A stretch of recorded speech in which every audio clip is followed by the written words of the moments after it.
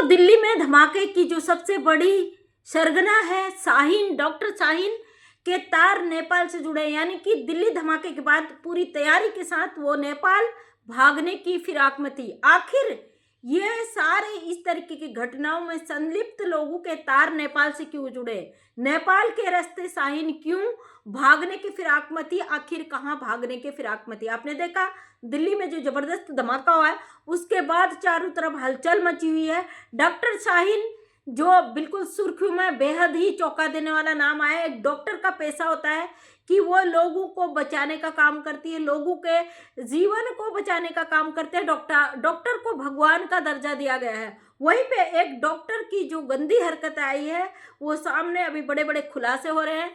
सामने आ रहा है कि डॉक्टर शाहीन जो इस तरीके की घटनाएं, जो ट्रेनिंग सेंटर चलाने का काम कर रही थी और बड़ी मात्रा में वो महिलाओं को वहाँ पे ट्रेनिंग दी थी। जैसा कि बताया गया, पाकिस्तान से अवैध घुसकर आई सीमा हैदर भी वहाँ पर ट्रेनिंग सेंटर में जाती थी, 15 दिन वहाँ ट्रेनिंग लेती थी। जैसे कि उस ट्रेनिंग में ब्रेन वॉश किया जाता था। और जैसा कि डॉक्टर शाहीन ने 10 बड़े कमरे बनाने का, एक हॉल बनाने का वहाँ पे एक मिशन बनाया था, उसको अपनी एनजीओ से जोड़ा था।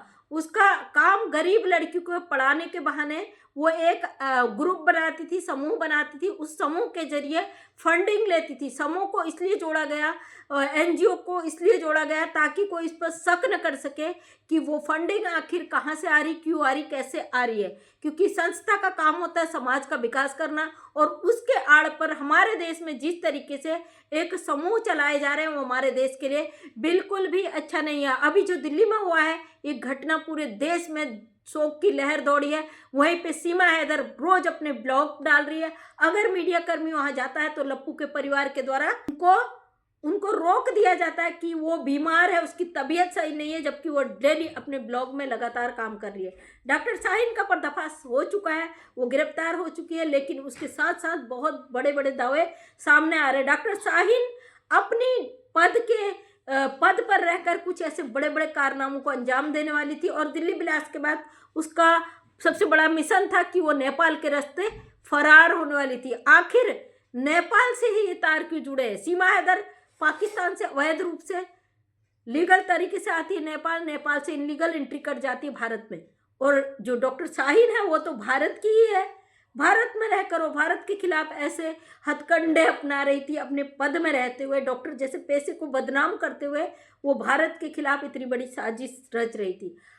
कुछ लोगों का कहना है कि आखिर आतंकी मुस्लिम ही क्यों होते हैं? ऐसा बिल्कुल भी नहीं है। सब जिनके दिमाग में अपने देश के प्रति प्यार नहीं है, जो अपने जज्बों को नहीं समझ सकता, वो हर व्यक्ति इसी तरीके की गतिविधि में मैं समझती हूँ उसे। तो डॉक्टर शाहीन आखिर नेपाल के रास्ते क्यों भागना चाहती थी? दोस्तों, जो अवैध घुसपैठी हमारे देश में आई है, इसने रास्ता दिखाया हर किसी को कि अगर आप अपराध में संलिप्त हैं, अगर आप ऐसी गतिविधियों को करते हैं, तो आपके लिए बहुत आसान रास्ता है नेपाल। तो कहीं ना कहीं सीमा हैदर का तार क्या डॉक्टर शाहीन से जुड़ा है? क्या इस दिल्ली के धमाके में सीमा हैदर का हाथ है? कई सारे कड़ियों को जोड़ता है। अब कई लोग कहते हैं ना, सीमा हैदर क्यों नहीं डिपोर्ट हो रही? भाई, दुनिया का हर व्यक्ति जो अपराधी है, जो इलीगल भारत के अंदर घुसकर आया है, वो हर कोई यहाँ से उठाकर फेंका जा रहा। आखिर सीमा हैदर ने ऐसी कौन सी गुट्टी पी रखी है कि ये नहीं जा रही है, सरकार इसे नहीं भेज रही? लोग हमारी सरकार पर सवाल खड़ा कर रहे हैं, क्यों?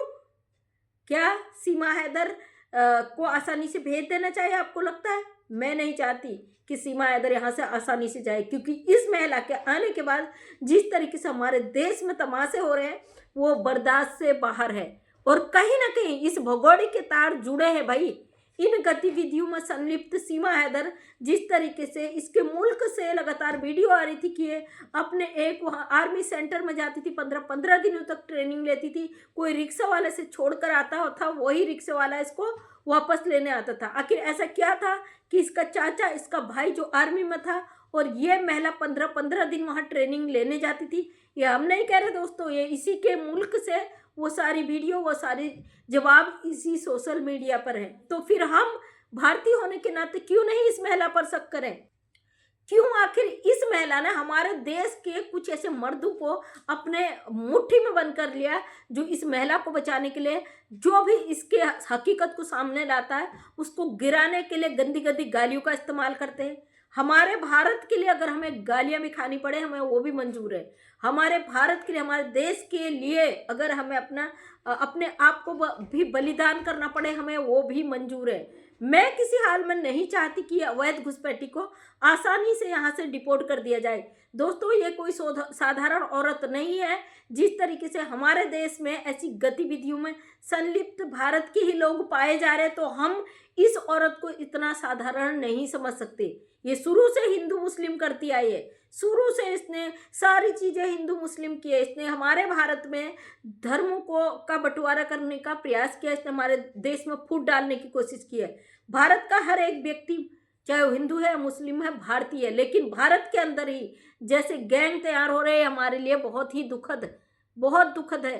क्योंकि यहाँ पता नहीं लगाया जा सकता। बाहर के दुश्मन को तो हम पहचान सकते हैं, लेकिन जो हमारे देश में ही छुपे हैं भेड़े की खाल पे, उनको कैसे पहचाना जाए। अभी जिस घटना को अंजाम दिया गया है उस घटना में संलिप्त सभी पढ़े लिखे सक्षम लोग हैं, सभी के पास एक ऐसी डिग्रियां हैं जिनका सम्मान किया जाता है। मेरी एक बहन का फ़ोन आया था, उनके पापा जी भी डॉक्टर हैं, शायद हार्ट के डॉक्टर हैं, तो उन्होंने मुझे बड़ा दुख व्यक्त किया था कि दीदी मुझे शर्म आ रही है, मेरे पापा जी बड़े शर्मिंदा हैं क्योंकि ये जो घटना हुई वो डॉक्टरों के द्वारा की गई। एक डॉक्टर जिस किराए के मकान में रहता था, मुदस्सर क्या नाम, उसका नाम मेरे दिमाग से उतर गया, कई किलो वहाँ पे सामग्री विस्फोटक पाई गई। तो सोचिए, ये सोच है भारत में रहने वालों की, तो ये महिला पाकिस्तान से आई है, हम इसका विरोध क्यों ना करें, क्यों नहीं इस महिला पर शक करें। आखिर हमारी शक की सुई लगातार हर घटना के बाद इस अवैध घुसपैठी सीमा हैदर पर आकर क्यों टिक जाती है। नेपाल में ऐसा क्या है कि ये महिला नेपाल के रास्ते आती है, भारत में बैठकर ये इतना गुणगान गाने लगी है, इतना सनातन सनातन सनातन ये चीखती है।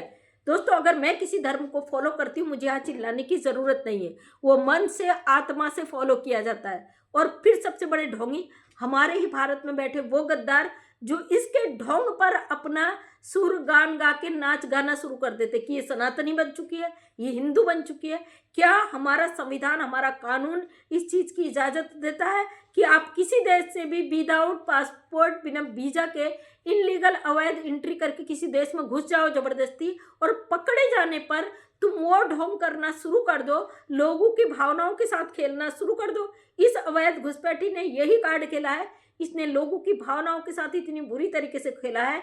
शुरुआत में मुझे भी यही लगता था, क्योंकि मैं खुद नेपाल बॉर्डर पे थी जब ये महिला भारत के अंदर एंट्री करी। मुझे भी लगा था कोई महिला होगी, सताई गई होगी, चलो आ गई प्यार में बच्चों के साथ। लेकिन जैसे जैसे इसी सोशल मीडिया पे एक एक कारनामा इस महिला का सामने आया, तो हमारे दिमाग से ये महिला पूरी तरीके से रच बस गई कि भाई कुछ तो है इस महिला का तार। और अब पहलगाम और कश्मीर में जो यात्रियों के बस पे हुआ, और अब जो दिल्ली में हुआ लाल किले पे, ये हमें कहीं ना कहीं सोचने पर मजबूर करता है कि ये महिला के तार आखिर नेपाल से जुड़े हैं। तो नेपाल से ही सब चीज़ें क्यों जुड़ी है। जो अभी अभी खबर आई है उस खबर के अकॉर्डिंग आपको एक खबर दे रही हूँ कि डॉक्टर शाहीन भी नेपाल के रास्ते फरार होने वाली थी कहीं ना कहीं, क्योंकि सीमा हैदर भारत का आधार कार्ड बनाती है, भारत में एंट्री कर जाती है।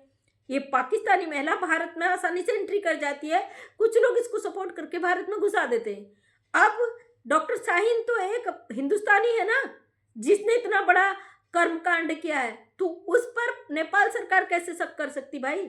वो नेपाल जाती लीगल तरीके से, क्योंकि नेपाल के लिए कोई वीजा वीजा नहीं लगता, आसानी से नेपाल जाती, चले जाता आसानी से, भारत का आधार कार्ड दिखाती, सारे डॉक्यूमेंट इसके पास थे, और ये नेपाल जाती, नेपाल से फरार हो जाती दूसरे तरीके से। क्योंकि भाई जब इसके तार, इसका मंसूबा इतना ज़्यादा घटिया था, तो वहाँ पर भी इसके सपोर्ट में बैठे होंगे ना, जो इसने जाल बना के भारत में रखा है कि किस तरीके से लड़कियों को ट्रेनिंग देना है।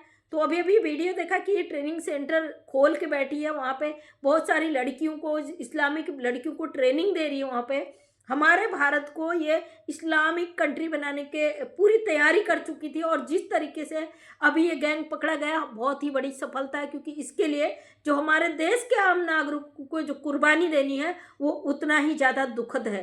हमारे भारत की क्या दुर्दशा हो गई इस अवैध घुसपैठी के आने के बाद। आप क्या सोचते हो, एक कमेंट के माध्यम से अपनी राय मुझे जरूर दीजिएगा। दोस्तों मिलती हूँ नेक्स्ट वीडियो में, तब तक के लिए दीजिए इजाजत। अगर वीडियो पसंद आया तो लाइक शेयर कमेंट जरूर करें। नेक्स्ट टाइम मेरा वीडियो देखना चाहते हैं चैनल को सब्सक्राइब करें। मिलती हूँ। जय हिंद, जय भारत, वंदे मातरम।